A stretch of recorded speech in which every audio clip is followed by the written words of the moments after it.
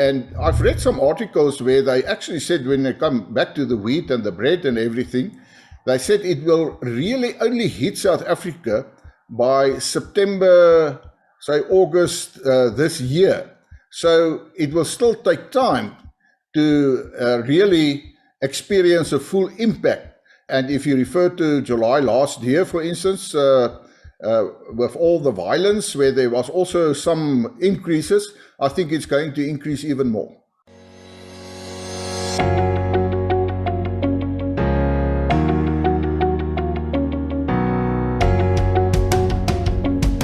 Hello, my name is Donald, and welcome to the #1 media company, WorldView.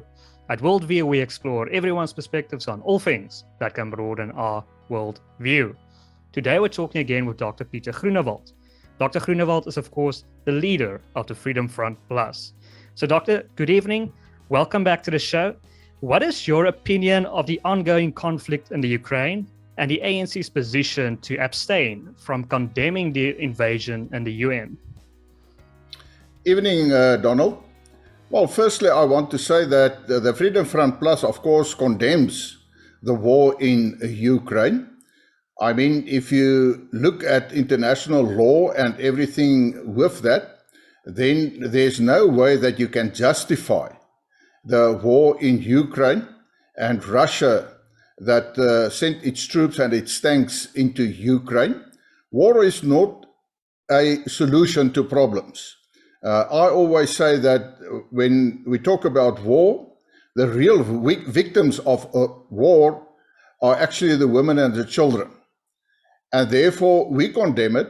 If I look at the position, and let me just say that, and I know there are different arguments on both sides, as far as Ukraine is concerned and as far as Russia is concerned. And yes, I know the history about NATO, and the breaking of promises and all that justification some people wants to hold forward for Putin to invade Ukraine. The fact of the matter is that could have been solved in other ways, not by sending in your troops and your tanks. The moment you send in your troops and your tanks, then you are the aggressor. So when I come to what the view is of the ANC, well, firstly, it seems that the ANC government tends to always make the wrong decision when it comes to global issues. I mean, they abstained when it was about the resolution in the United Nations.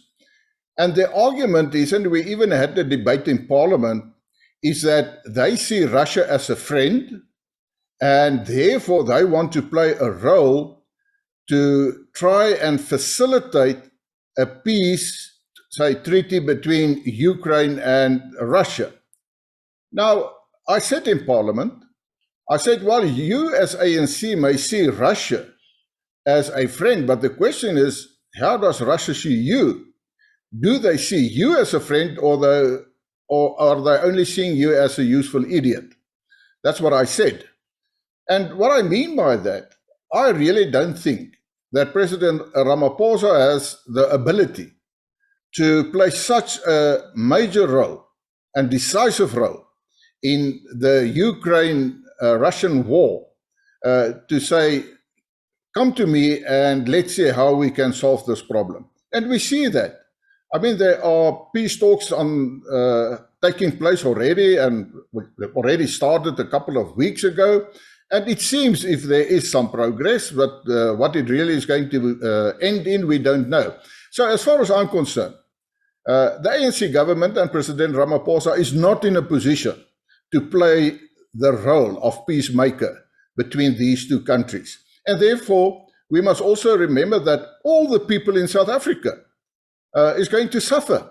I said in my speech that each and every person in South Africa will negatively be influenced as far as the war is concerned, because if we look at food prices and the statistics I have, for instance, that 30% of use of wheat in South Africa is imported from Ukraine.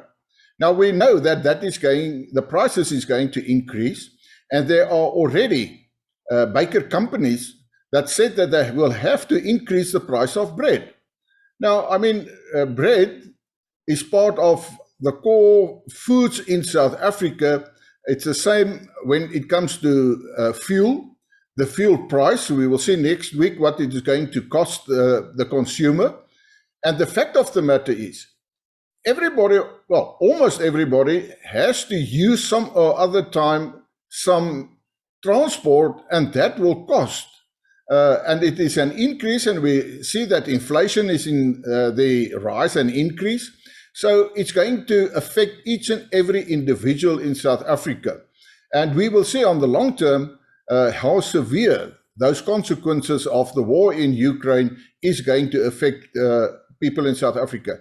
And the government must realize they must act in the best interest of the citizens of South Africa, not in the best interest of the ANC as a political party. And I think that is the mistake that they are making. And I also said that if you say you're the friend of Russia, real friends appreciate correct criticism. Then they should have criticized Putin for what he is doing. And if he is really seeing the ANC as a friend, he would have taken that to heart. And maybe that could have had an influence. Hey everyone, Donald here. Sorry for interrupting the interview. Don't worry, this will be short. I just want to address you, our loyal viewer, and thank you for making this journey possible. Looking to the future, we want to remain a largely independent company so that we can provide you with the content you deserve unfiltered. But doing this takes a lot of effort and time, and we want to drastically improve our production quality so that we can, amongst other things, create live events and provide you with the action as it happens on the ground. For all of this, we will unfortunately need money and your help. Please consider donating on Patreon or becoming a member of our YouTube channel. If you become a member, you will have access to an array of benefits, including access to content before the official release. Most notably, we will notify our members beforehand of an interview and give you an opportunity to provide your own questions, from which we will select some and present it to the interviewee. We will also mention you as we ask the question. If you know of any other methods which are perhaps more user-friendly to help you support us, please let us know in the comments. Furthermore, if you want to advertise on WorldView, we have an advertisement guide that will be sent to you if you email the email address in the description. We are open to providing any company or project with more visibility on our platform. Please consider helping us or advertising on WorldView, and by doing so, see the content you receive improve dramatically. Now, back to the interview. Yes, one can be pro-Russia, but still condemn the invasion. But do you think inflation will lead to more riots, like the riots we saw last year in July? Just repeat that again. Do you think inflation will lead to more riots, like the riots we saw last year in July? I think it's going to rise. It's already increasing. And I mean, the prediction is that it will go over 6%. That is the latest from the Reserve Bank. And we already see that they have increased the interest rate with 25 points. No, it was, 25 points. And there was some talk that they actually wanted to increase it with 50 points. So, yes, I think it will increase, but we will have to see. And I've read some articles where they actually said, when they come back to the wheat and the bread and everything, they said it will really only hit South Africa by September, say August this year. So it will still take time to really experience a full impact. Therefore, if you ask the question, yes, I think inflation is going to rise. And if you refer to July last year, for instance, with all the violence, where there was also some increases, I think it's going to increase even more. Do you think the ANC's refusal to condemn the invasion has something to do with the Chancellor House, which apparently has ties to Vladimir Putin and Russia, donation to them prior to the 2021 election? because it seems like the Chancellor House's donation saved them. So do you think there's some financial ties with Russia? That is why the ANC is unwilling to condemn them. There's no doubt that there are some financial ties with Russia. And I mean, we must also remember that at one stage when Zuma was still president, there was a strong effort from Russia when it comes to nuclear power in South Africa. So there are very strong ties with numerous companies. I think it will be difficult to get the exact number of companies and Chancellor House as far as that is concerned. And yes, we must also remember that, and that's where sanctions comes in, that it is not impossible that the Western world, and I don't say that the Western world is always correct, they also made mistakes, but it can happen that if it continues and the war gets more ugly, that the Western world and the United Nations can start and say, but all the allies of Russia, we're going to start with sanctions against you as well. And I mean, then the sanctions are going to hit South Africa. We must look to the future as far as that is concerned, and there can be unforeseen consequences as far as that is concerned. But you're quite correct, but not only from Chancellor House. I think some other companies, specifically black economic empowerment companies and black companies and even white business people, they do have ties, and they made some good business with Russia. And of course, I think the business sector, in a certain sense, a certain part of it, will surely, and when it comes to Chancellor House specifically, put pressure on the ANC government to ensure that they do not alienate Russia in this whole war in Ukraine. How would you handle this situation if you were the president of South Africa? Would you be neutral, or would you impose sanctions? How would you handle it? I wouldn't have been neutral. I would have been very clear on my view and would have said to Putin that you are making a mistake to send your troops and your tanks into Ukraine. Let's see what other ways we can follow to solve the real specific problem from Putin's side, as well as, well, it's about NATO and how we can solve that. And I would have started a process to see that, and I know there are certain treaties already, but to strengthen those treaties where there is more assurance to Putin to say that we as NATO members will not expand, and we undertake that we will not accept Ukraine as a member of NATO. So there are many other ways which could have followed. I would have not used sanctions, because I don't think sanctions is really productive, because we must always remember that sanctions is like how can I say, a two cutting edge sword. You can start sanctions against a country, but it will also affect your own country. So I wouldn't have done that.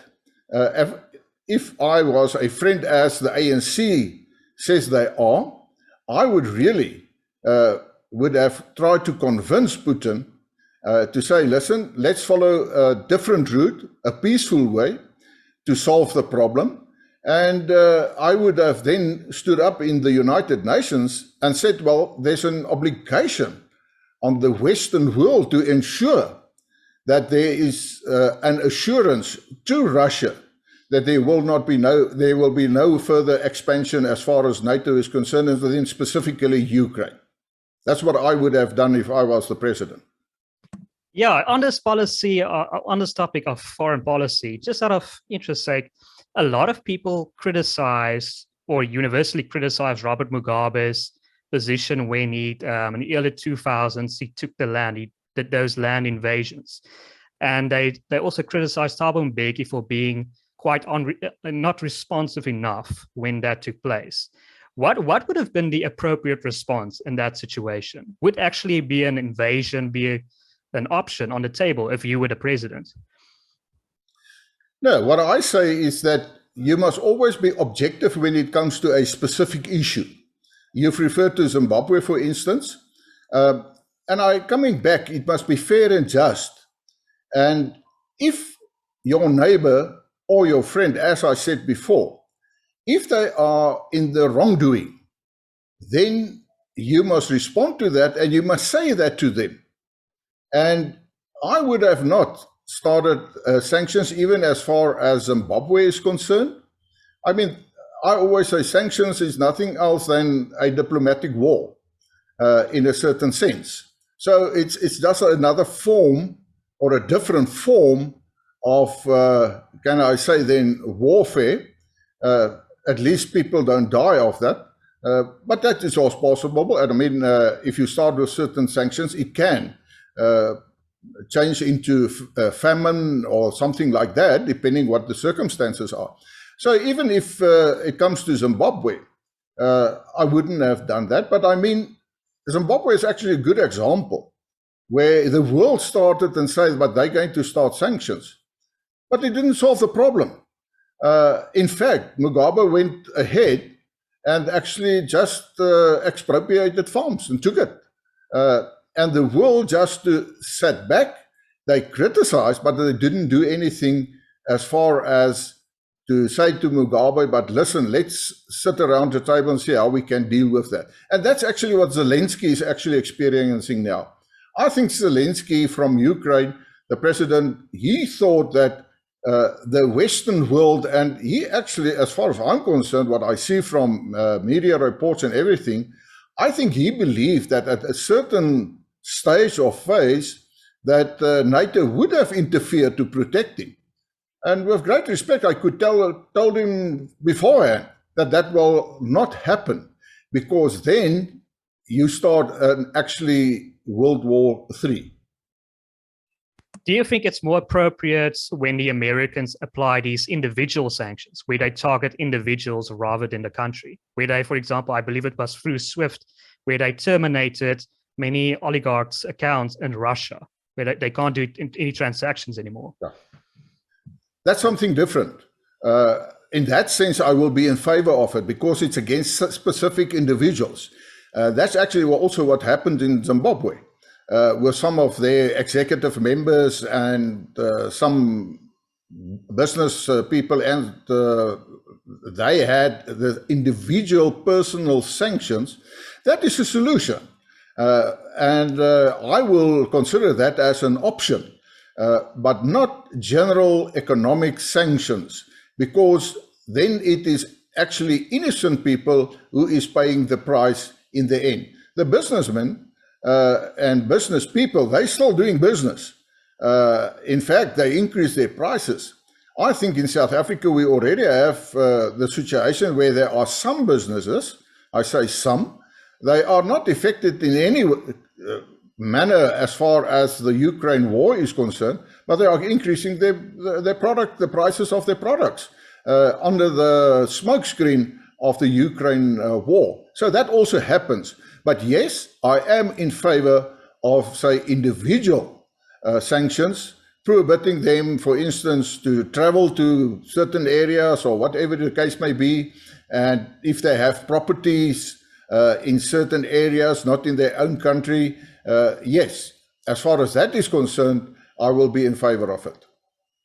So, Doctor, with the invasion going on in Ukraine, we seem to have forgotten something massive that happened in South Africa, and that was our parliament was set on fire. And I mean, in another country, this would be massive, but here it's just another day in South Africa. What is your opinion of this event? Well, it is tragic indeed. I mean, if you look at Parliament, many people see Parliament only as an institution where members of Parliament gather and they have talks about talks. What they don't realize when it comes to Parliament, I always say that Parliament is actually an historic museum. In this sense, if you go and look at the library and all the documents there, it's actually the history of the country. Whether you agree with the history or not, that doesn't matter. And luckily, the library didn't add damage as far as that is concerned, but it could. But we must also remember it's a symbol of an attack on the democracy. And democracy entails all of us. South Africa is a constitutional democracy, and we must take note.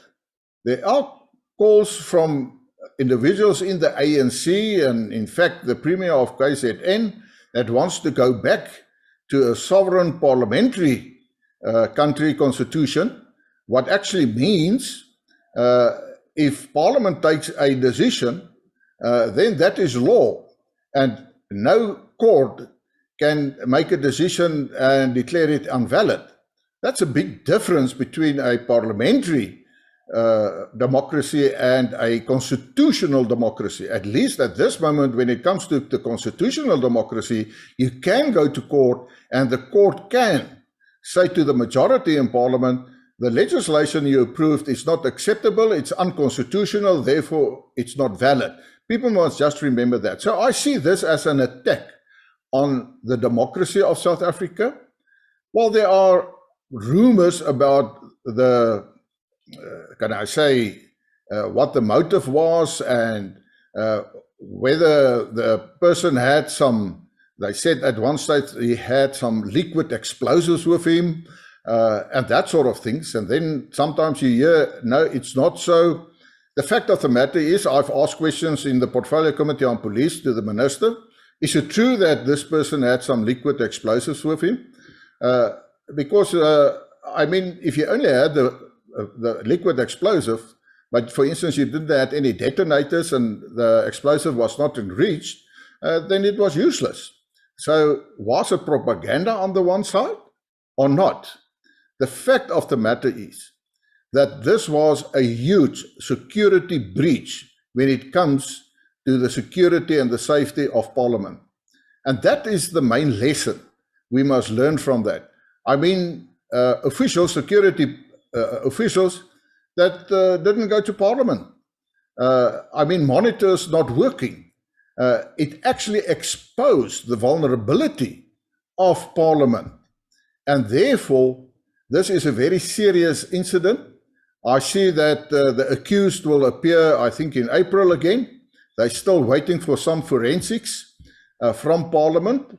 And I mean, you can just imagine for yourself, and I heard that they are, I don't know, I think something right, and I can't understand whether it's true, but they're talking about 80 tons or 80,000 tons of water that still have to be removed from Parliament.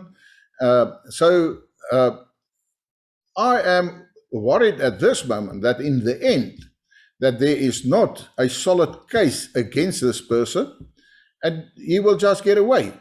And that is part of the problem in South Africa, and I call it the virus of impunity.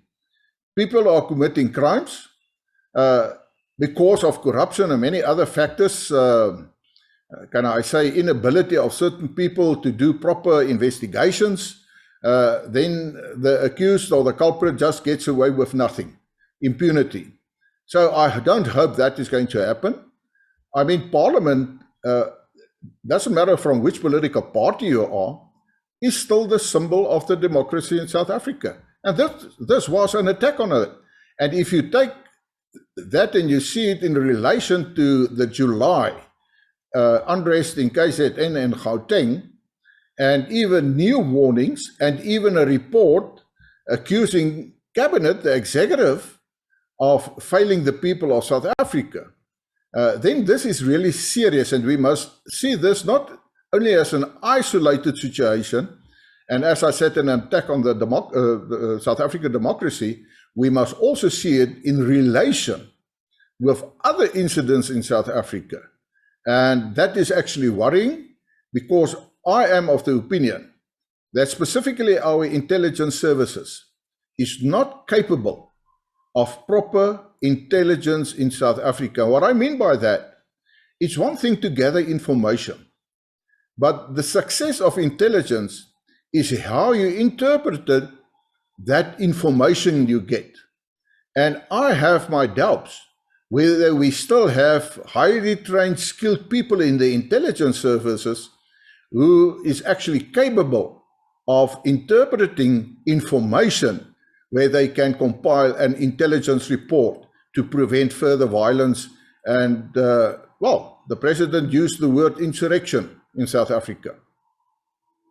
What do you think of some members of the EFF's position that the burning down or the severe damage to Parliament is an opportunity to relocate Parliament to, I believe, Pretoria? Well, we must remember that the relocation of Parliament is not a new decision, or well, it's not a decision. It's not a new proposal, let I put it that. We had a couple of proposals as far as that's concerned. Well, the first thing is that the Constitution determines that the parliamentary seat will be Cape Town. So if you move Parliament, you will have to get the 2/3 majority in Parliament to do so. That's the first thing. The second thing is that, and the Freedom Front Plus say, in principle, we don't have a problem if they want to move Parliament, but before we can approve of that, we want to have a thorough financial analysis of the costs to move Parliament.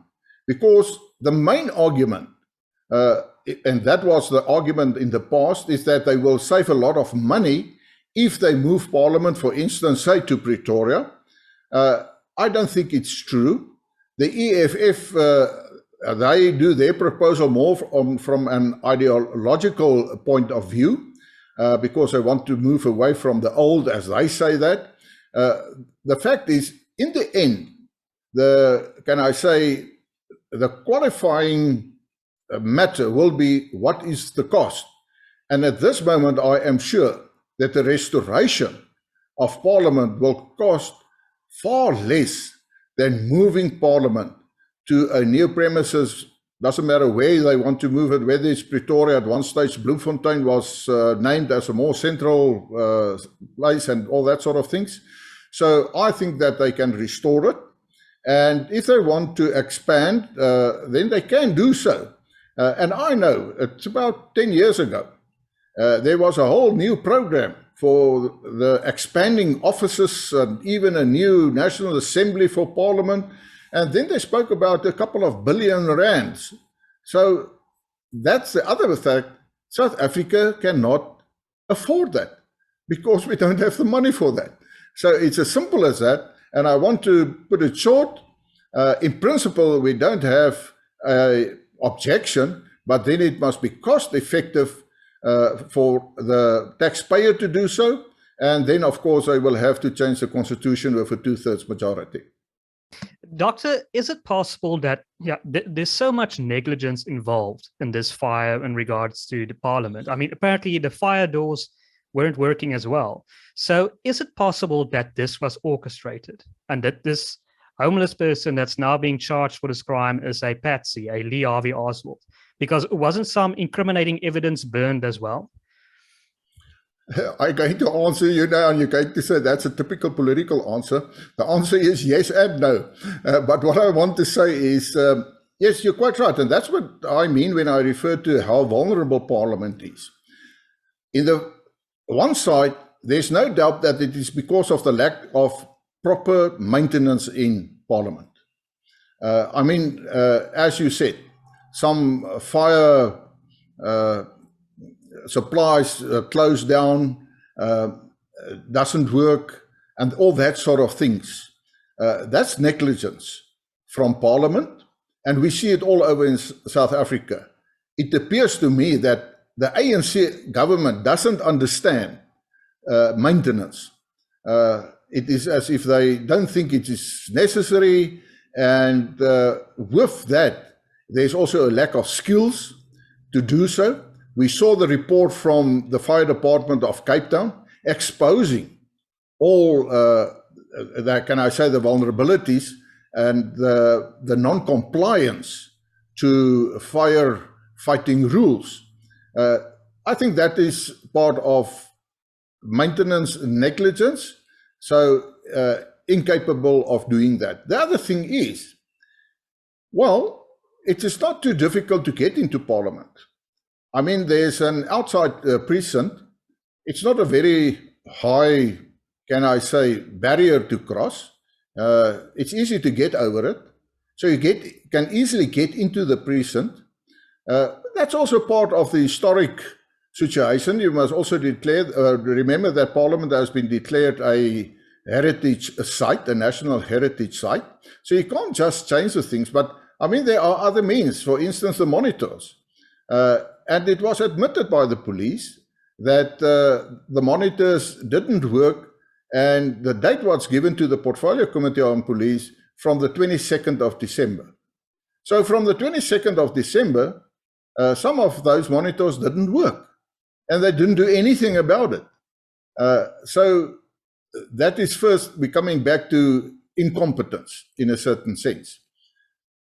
You referring to whether it was a matter of someone creating certain circumstances where it is easy for someone to approach and get into Parliament and then sort of, can I say, then do whatever he or she wanted to do. It's not impossible. There are questions about the connections of the accused Mr. Mabe, and there is also on record that he made certain allegations and statements previously, and in a certain sense appears to be an activist against the ANC, they say sometimes, but there's no specific proof as far as that is concerned. So that's why I said yes and no. I think it's a mix of both. It can, or let I put it this way, it is possible that inside information was given to Mabe to how to approach Parliament. And the reason why I say that it is quite a possibility is that it seems that he knew exactly where to go. Now, if you're not familiar with Parliament, I mean, if you go to Parliament, you get into the building, then you will get lost because you don't know exactly where, what, and more, the vulnerable positions and everything. And it seems, and in that sense, it appears to me that there was some inside information given to this Mr. Mabe. And isn't it very strange that this fire was started on the 3rd floor? I mean, if you were to set a fire to a building, you would probably do it at the base. But I mean, wasn't this fire started on the 3rd floor within the ANC's quarters? Well, yeah, you see, that is part of what information the person had. You're quite right. Normally, if you just want to go and start a fire, then you get onto the ground floor, you start your fire, and it continues. The fact that he went up some floors and that sort of things raises certain questions. If you want to be objective and say, well, maybe there was no inside information or everything. If you look at the walls, there's quite a lot of wood against the walls, and it can burn easily if you start it there. But that's not natural. I mean, if you want to burn a place down, then you start at the bottom, because you should know if you start a fire on the 4th floor, that will give enough time for the fire brigade to get to the scene and distinguish the fire. So there are many questions, and the questions you are asking are very valid questions that raises concerns about what is going on. And I want to put it in a nutshell to say, yes, if you look at in context of what is happening in South Africa, and I refer again to the July situation last year, in KZN and Gauteng, the lack of proper intelligence in South Africa, the poor condition of intelligence services in South Africa, the way the accused entered Parliament, the fact that he knew where to go, the stories about liquid explosives, and everything like that. If you put that together in a nutshell, then it is quite natural to say there are something much deeper in this attack to Parliament than just to say it is an ordinary crime. And I actually want to use the example with farm murders. You know, when you confront the government with farm murders, I always say, no, it's only normal crime. Now, they can't say, and if you look at all these features I've mentioned, you can't say that this was just a normal crime to set fire to a building. There are much, can I say, other issues, or many other issues, which we have to look much deeper into this specific situation. Yes, absolutely. On the topic of security, what is your opinion of Ramaphosa's decision to suspend the police commissioner? I believe he was suspended, Sitole. Yes. Well, I am on record where I said that the problem of Sitole is that it was the conflict between him and the Minister of Police. And I put blame on both of them. And the reason I do that is that we must go a bit back into history. And I said it to the President, that in the year 2000, the ANC government appointed a diplomat as a National Commissioner of Police, Cele. And I said it is totally unacceptable that the Commissioner of Police is a person with no police experience or training. I mean, the Commissioner of the Police, in terms of legislation, is responsible for the operational issues of the police services. Cele knew nothing about it. In fact, he started to disband all the specialized units. I mean, after him came Bheki Cele. Bheki Cele was a politician at that stage. He was the MEC for Safety in KZN. He had no previous police training experience or anything like that. Well, he only lasted for 3 years. Then came Pieter. She was a social worker. Now, not that there's something wrong with a social worker, but it does not suit a social worker with no experience in police to become the Commissioner of Police. To put it in short, I always said you cannot fight crime with diplomacy and social issues and welfare. They don't understand. Criminals don't understand that. Now, in 2017, November, for the first time since 2000, a commissioner was appointed in General Sitole, who had at that stage already 34 years of police experience. He started as a constable in police. He went through the ranks. He knew what was, how police functions. He had the experience, the knowledge and everything. And I welcomed it. But what then happened is that the problem with the minister, Bheki Cele, when he became the minister in 2018, is that he started to interfere in operational issues.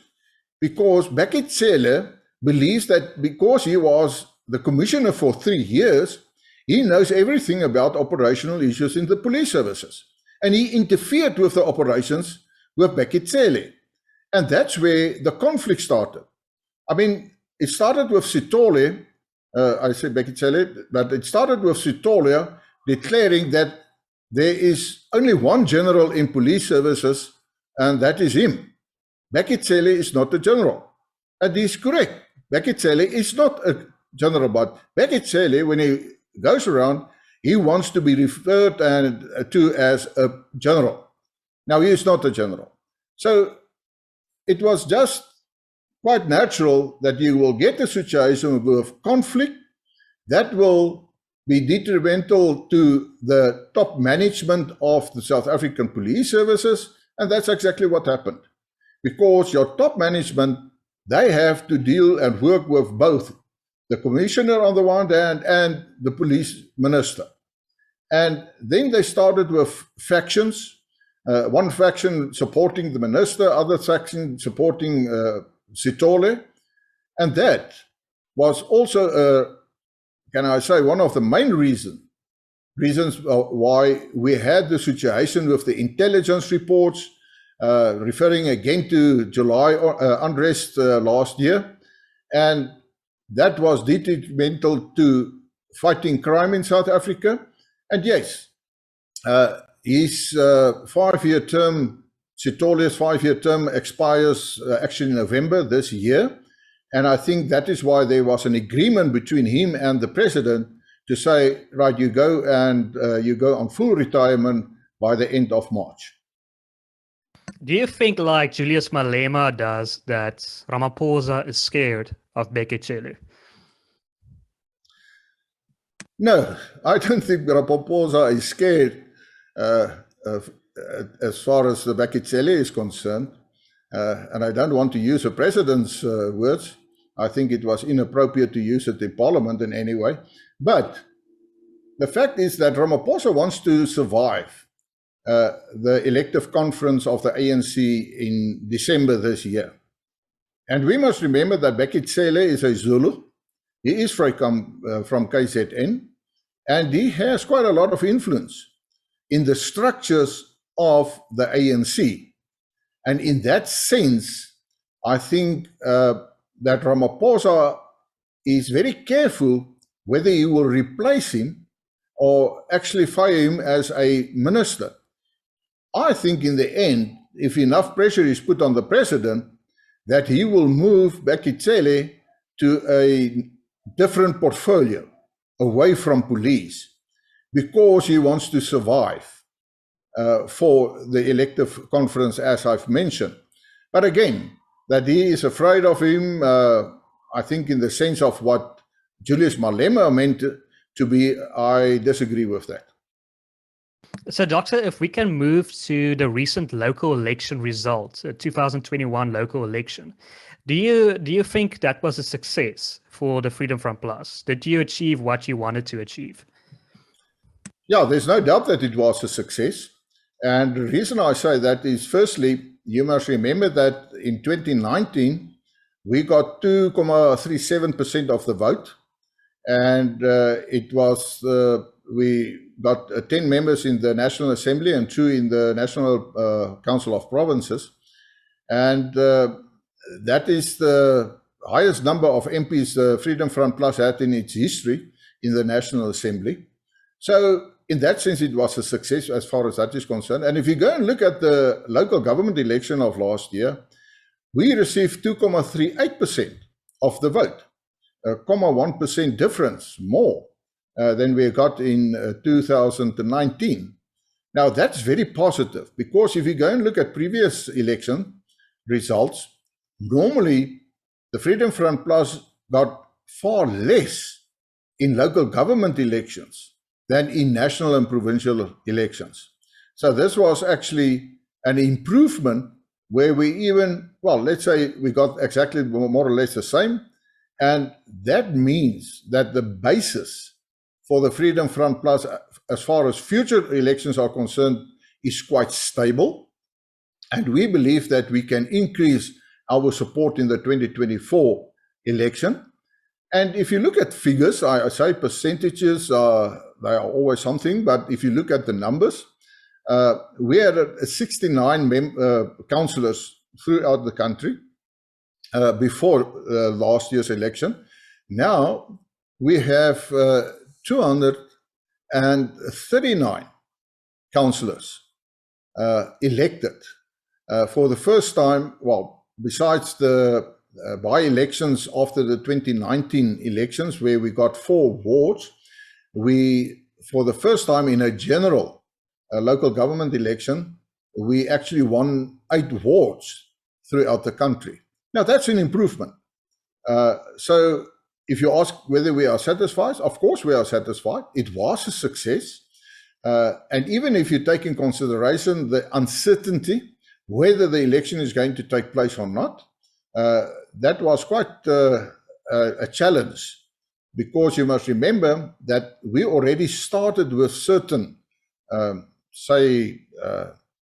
propaganda and certain actions when we believed that the election would have been the 27th of October.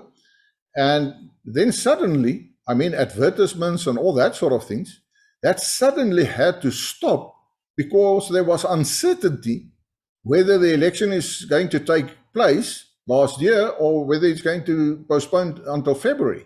Now, it may appear to some people that that's not a big issue, but for political parties, that is a big issue, because you have to reschedule your whole campaign to adjust to a new date.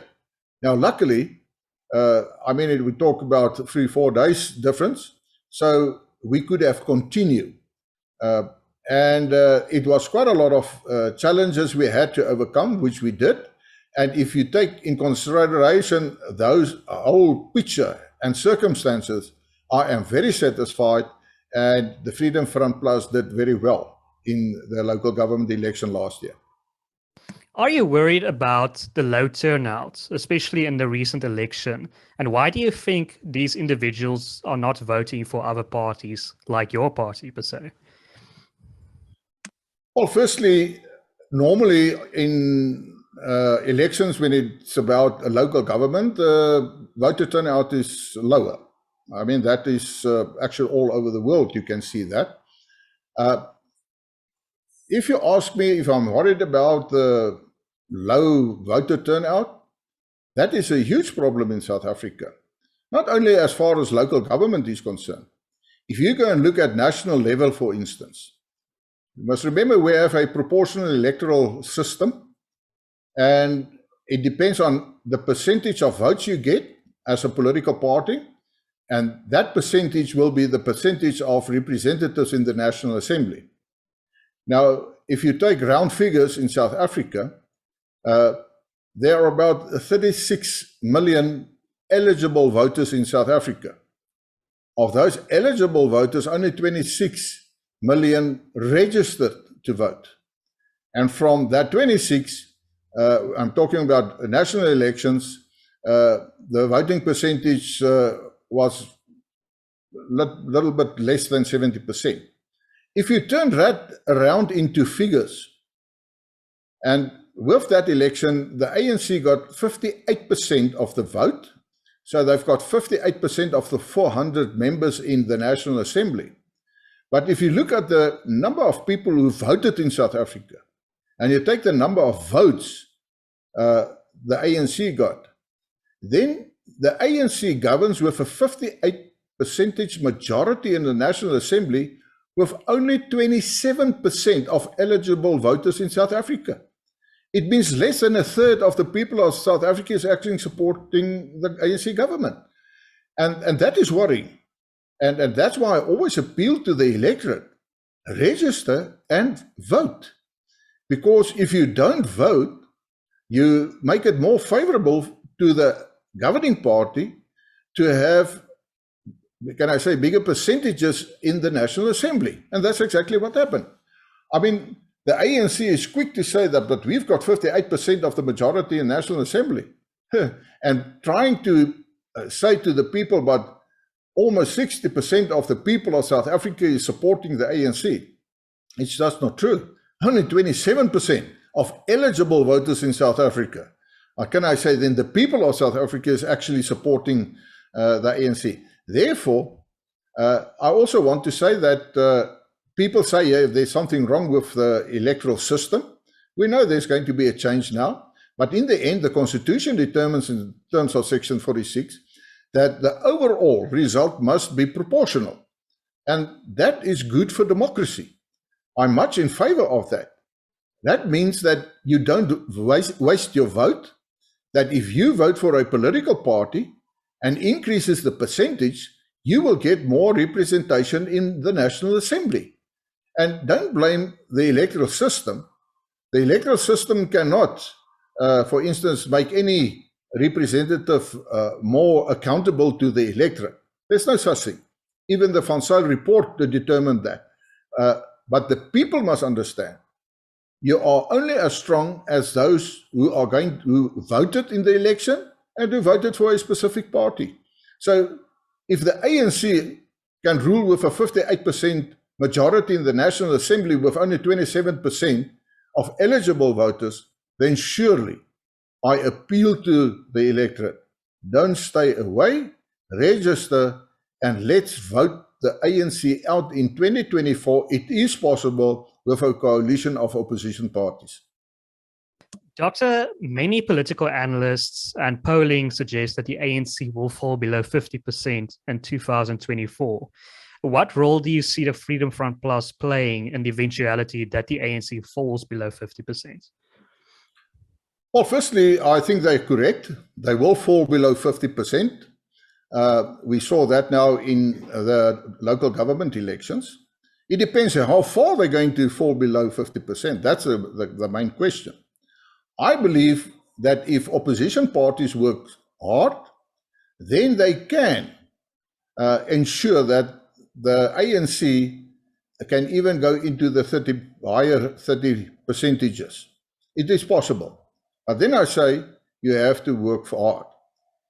If you ask specifically as far as the Freedom Front Plus is concerned, yes, we get support and voters who votes for the Freedom Front Plus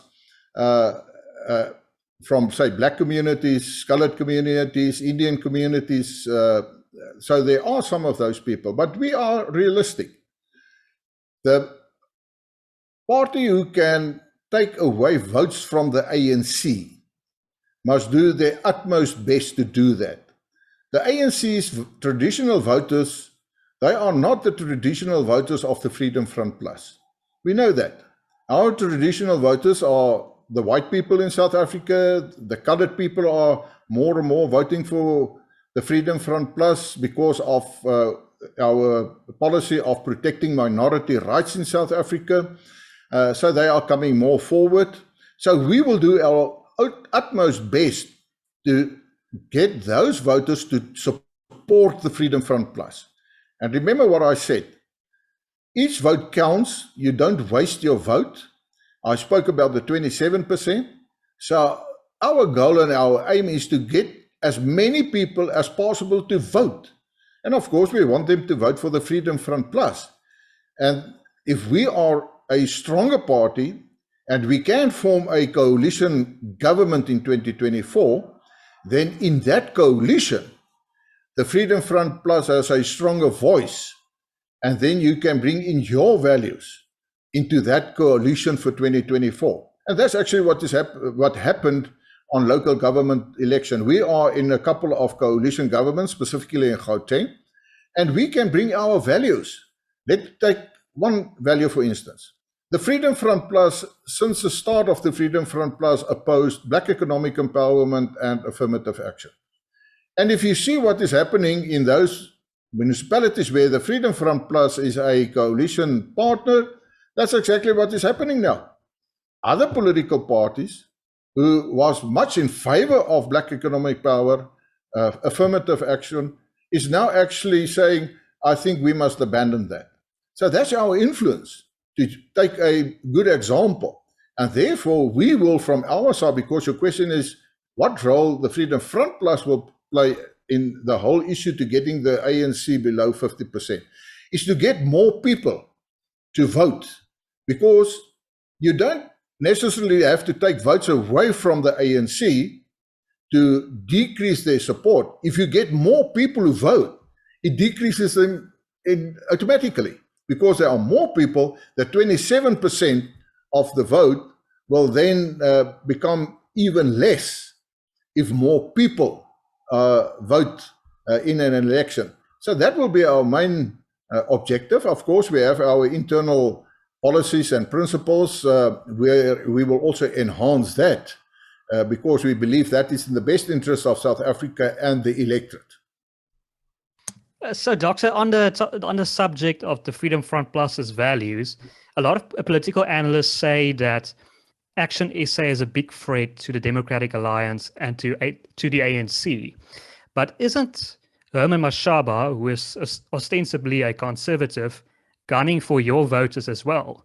Aren't you bleeding some voters in Pretoria and Johannesburg to ActionSA, who is a conservative party and whereas the Freedom Front Plus aims to be more of a party for minorities, ActionSA tries to include black people as well? Well, firstly, I want to say, although ActionSA may be seen as a conservative party and their values, we must also remember, yes, the Freedom Front Plus is also a conservative party and our values. That doesn't mean if we go for minority rights and protection of minority rights that we limit our support basis. In fact, more and more people in South Africa realizes that you have to have more powers, decentralized to communities. I mean, you get, for instance, a movement like Cape Exit in the Western Cape. More people realizes that the government failed the people, and therefore we need more powers.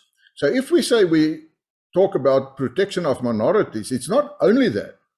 Yes, we protect the minority parties and their rights, but we also say that we want more devolution of power to communities, give them the power to rule. So that is actually quite a lot of people and electorate who is in favor of that. Coming back to ActionSA, is that I always say that you have to be realistic in South Africa when it comes to party politics. I don't see that any white man or white woman will ever become the president of South Africa again. We can count. The white voters in South Africa is about 7% of the electorate. So if you only go for white people, then you must understand that that is what you're going to get. But we say that the ANC, the majority of the people, are black voters. And you will have to get a political party who black voters will see as a possible future president or governing party. Now, don't take color out of the run. It plays a major role. And we saw that. In one election when Helen Zille was still the leader of the DA, they started a campaign specifically also amongst the EFF, and the ANC did that as well. And they said, do you want to vote for a white woman? Do you want to be the tea girl or the tea boy for her? That's the way they do their election campaigns. And I mean, the moment you have a white leader of a political party, the only thing the ANC does is to go to the people and say, do you want to go back to apartheid? That's what they do. And they are successful as far as that is concerned. Those are the simple principles of politics in South Africa. And people don't want to talk about it because you're not allowed to talk about black and white and race in South Africa. I say that's nonsense. You can talk about it, but we must talk with respect when we talk about race in South Africa. And realities are realities. If you're in a state of denial, you won't progress in any way. Herman Mashaba is in the right position with the conservative values. And we can see now in the election, and that's why the political analysts are quite correct. It seems if you look at Gauteng, it is quite clear that ActionSA took votes from the ANC, and I want them to take more votes from the ANC. They took from the DA and the IFP. They didn't really take votes from the Freedom Front Plus. Of course, you will get some voters, I'd rather say, you will get some supporters of the Freedom Front Plus that will think, okay, let's vote for the ActionSA. But not because of the conservatism. They will vote for the ActionSA because they want to vote for a political party who can unseat the ANC government. And that was all over the years why people voted for the DA, but they believed in the principles of the Freedom Front Plus. And they said, how many voters I met and said, listen, we want to vote for the Freedom Front Plus because we share your values and your principles, but we must first get rid of the ANC. And that's why I'm going to vote for the DA, because they're official opposition. And I mean, the official opposition, the DA, successfully used the slogan of don't waste your vote on a smaller party. Now they are exposed. The Freedom Front Plus went out of its way to inform the people and to prove to them it's not true to say you waste your vote. Every vote counts. And that's why we had a difference in 2019. And people now realize that in South Africa, the only way to unseat the ANC is that you go and vote. You vote for your party who you believe have and share the same principles and values, and you can still make a difference. They know that there's not one single opposition party who on its own will be able to unseat the ANC. ActionSA on its own will not be able to unseat the ANC. They will only be able to do that in a coalition of government. But I say to people, and I say to ActionSA, focus on the voters of the ANC. Don't focus on the voters, for instance, of the DA. Because all you do is you are moving the chairs on the deck. It's no use to say, well, this chair is not supporting the ANC, but now we want them and we take it away from the DA. Then you made no difference. The ActionSA and also the DA must put all their focus on the voters of the ANC so that the ANC get less than 40%. Because we must remember, if, for instance, they get 48% or 47%, they can also go into a coalition with the EFF. And we must ensure, and we know that the EFF is around about 10% of the vote, that if they get below 40%, the ANC, then they will not be able to go, or they could try to go into a coalition with the EFF, but still they won't have the majority. And that must be the focus for 2024. I want to say again, yes, there were some voters who voted for the Freedom Front Plus in the last election that will maybe now vote for the ActionSA. But I don't think that will make really a difference. The support base for ActionSA is actually the voters of the ANC, and they must continue doing everything to get those voters away from the ANC. On a more light note, what is your opinion of the drama between Herman Mashaba and Helen Zille? The fact that they don't want to shake each other's hands. Is the Freedom Front Plus pro-handshaking?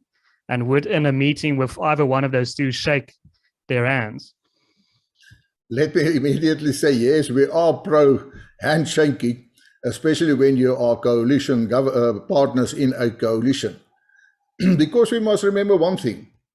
Coalition government is something new for the electorate in South Africa. And I said before that the electorate of South Africa must also, I don't want to use the word educated. It seems if they're uneducated, that's not what I mean by that. But what I want to say, it must be properly informed how coalitions work in a political system. Because I had the situation where supporters came to me and said, well, you're now in a coalition with the DA, so why must I vote for the Freedom Front Plus? Then I can vote for the other political party. People must understand that coalitions is to make your party stronger so that they can bring your values into a coalition. That is, of course, different, specifically in Europe. If you take Germany, for instance, people understand that. But besides that, I am pro-handshaking.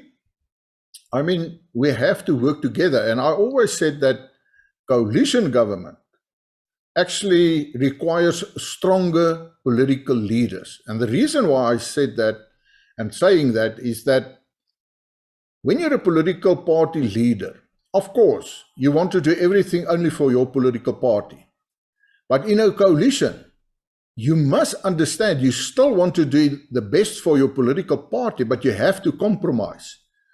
And therefore, in that compromising, you must ensure and see what is in the best interest of the electorate, not in the best interest of your own party or the best interest of another political party. You bring in your values, but the aim in the end is that what is in the best interest of the electorate. Therefore, I say that you have to have strong political leaders who can successfully lead a coalition. Because specifically when it comes to some political party leaders, the egos are very, very great and big in themselves. Make no mistake. When it comes to Helen Zille specifically and Herman Mashaba, I saw them in action. I mean, I attended the coalition meetings and everything. That's bad blood. And unfortunately, I also understand in politics it works like that. Because, I mean, Herman Mashaba broke away from the DA. A lot of things were said towards each other. And it's not just a matter of It's not like a switch for switching on a light or switching it off. That bad blood is there. But I must say, in the end, in the beginning, it was a bit of a problem. But in the end, I think, and I specifically saw more realistic, can I say, a realization that, listen, let's put our differences aside and let's see what we can do in the best interest of the electorate. And that is the process. And I am optimistic. And if I can refer to the Zille Mashaba incident, that actually in the end is also proof that it is possible that you can have political foes that can come together, stand together, and see what is the best interest of the electorate. Well, Doctor, I see our time is running out. Thank you so much for your time. A pleasure as always. I want to give you one last opportunity to add anything you want to before I conclude with the interview. No, I think what I want to add, and firstly, thank again for the opportunity, and you're always welcome, even in future. I think what we must say to the electorate and the people of South Africa, don't think that the circumstances in South Africa will improve under an ANC government. There are people who think that, well, if they can just get rid of the corrupt in the ANC, we will have a better future in South Africa. Corruption in the ANC is of such pandemic measures that you will never be able to, can I say, change the ANC when it comes to corruption, inability to be a proper government. The only way to save South Africa is to get a new government. And I want to reiterate, there's not one single opposition party who on its own will be able to unseat the ANC. It will only be a coalition of opposition parties. It is possible for 2024. But then I also want to say, then the people of South Africa, the eligible voters must register and they must vote in 2024. Then we can have change in a government, and then we can turn the ship around to make South Africa a peaceful, prosperous future for the people of South Africa. Well, absolutely. And yeah, thank you, Doctor. Thank you so much for your time. To our viewers, please consider liking this video, sharing it as widely as possible, and subscribing to our channel. My name is Donald, and you've been watching WorldView.